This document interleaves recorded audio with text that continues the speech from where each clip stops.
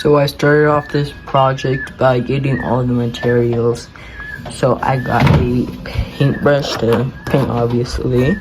Next I got a black and white acrylic paint, the black one. And then I got a little thingy filled up with water to clean the brushes and paint and all that fun stuff. Then I cut out the paper and made it to the exact measurements. So I used a little thing to make it straight edges and all that with a little X-Acto knife.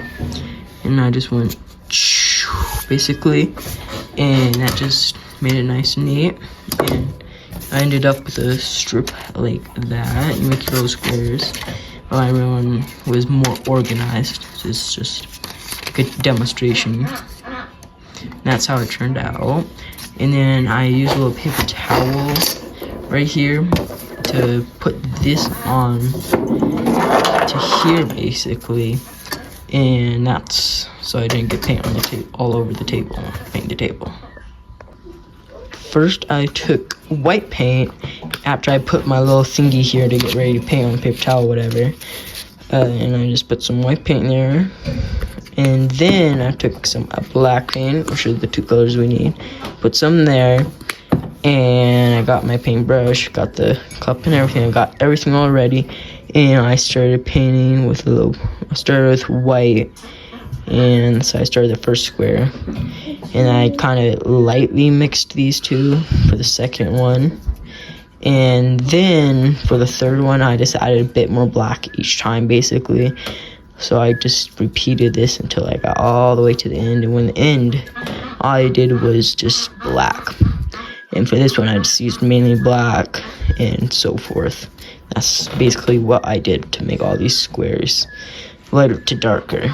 But the easiest way that I found to do it was to start with your white first, and then after you use your white first, you dip it in the cup, and you mix it up. So like every 3 squares I change the water so it wouldn't be dirty and wouldn't work, and then I just dry it, get ready. That's when I'd like use the white paint to completely fill in that square or whatever, and that's when I would add the little bit how much black I want onto it, that square. That's basically what I did to make it light to dark. As you can see, they're kind of mixed, and you can always already see the gray and how they're mixing up together. So you can kind of see that right there, and that's kind of how I did it all. Next, I emptied out the paint, empty your water thing, whatever, and I filled it up with brand new fresh water after I completely made it clear and perfect for the final touch-ups. So I just filled it up a bit like that. It's nice and clear.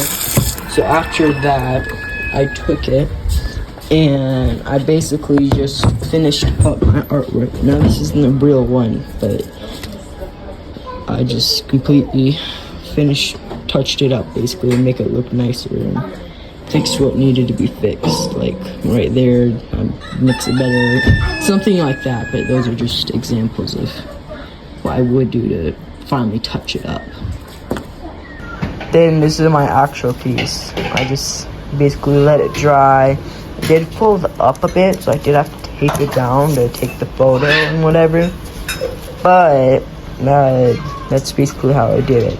Now I did the 9 squares, as you can kind of see. On the lighter ones, you can see a line there, a line there. You can kind of see a line there. But in this dark, you can't really see that. But you can see how it goes from dark to light. It's not too quick of a change, but it does go dark from light. You can't really see it much on the phone camera quality, but it is a lot lighter here than over here, which is not able to be seen on this, whatever. But yeah, that's basically how it did turn out at the end with the final touch-ups. And the only colors I used for that was the white and the black acrylic paints. And yeah, I think that it turned out okay.